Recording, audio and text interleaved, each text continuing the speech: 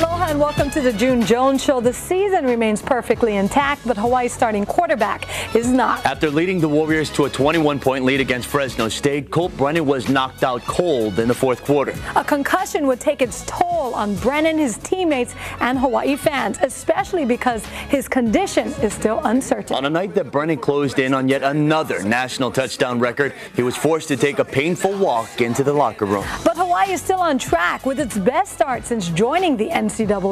By beating the Bulldogs, UH improved to 9-0 for the first time since 1925, when football was a club sport in Manoa. Here's a look at what's on tap tonight, brought to you by Bud Light. Always worth it. We'll look back at last night's down-to-the-wire finish with the Bulldogs. JJ's in studio to update us on Colt's condition and look ahead to the final road game of the season at Nevada. And we'll go under the helmet with the man they call Hercules, an offensive lineman living up to his legendary name. But first, Hawaii knew WAC rival Fresno State would arrive at the Aloha Stadium looking to play spoiler to its perfect season. But in the end, it wasn't the Warriors' record that the Bulldogs ruined, just their wish to keep Colt Brennan healthy. It's tonight's opening drive. Seeing Colt Brennan after the Fresno State game was a good sign. He was talking and walking away from the Aloha Stadium on his own. Things weren't as optimistic when Brennan was hit by Marcus Riley in the fourth quarter. I actually seen the hit, so I was, I knew that as soon as dude hit him and, Colt went down, I knew it wasn't good. Well, I've seen a lot of hard hits, but it looked like he was out before he hit the ground. And our trainers came over there, revised him, helped him get back up to his feet, and he showed real hard getting back up to his feet because we all know he was out of it. Earlier, it was reported that Brennan left the field with a very serious grade 3 concussion because he was unconscious for a while. But the official diagnosis is a downgrade. UH's medical staff says it's a mild concussion. You play football, you have concussions, but he's fine.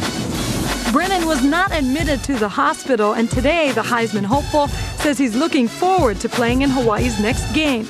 As for the hit that took him out, no one's blaming the Bulldogs. It was a clean hit, Colt kind of got caught in the wrong situation. He kind of didn't see the guy in time. It was kind of helmet to helmet, but I don't think the guy intentionally meant to. It's just kind of the way Colt was running, and in turn, it ended up being helmet to helmet. In the second quarter, Colt tied Ty Detmer's career TD mark of 121 touchdowns with his second scoring strike, a 5-yard TD pass to Devon Best. But the sentiment of the team afterwards had little to do with records as much as the Warriors' concerns for Colt. He's the leader on the team. We just want to make sure, he handle this, get through this concussion and whatnot, and hopefully he'll be ready by next week, and let's get back rolling. Hawaii's defense bent but did not break. The Bulldogs threw for 2 touchdowns in the fourth as they cut a 24-point deficit down to 7.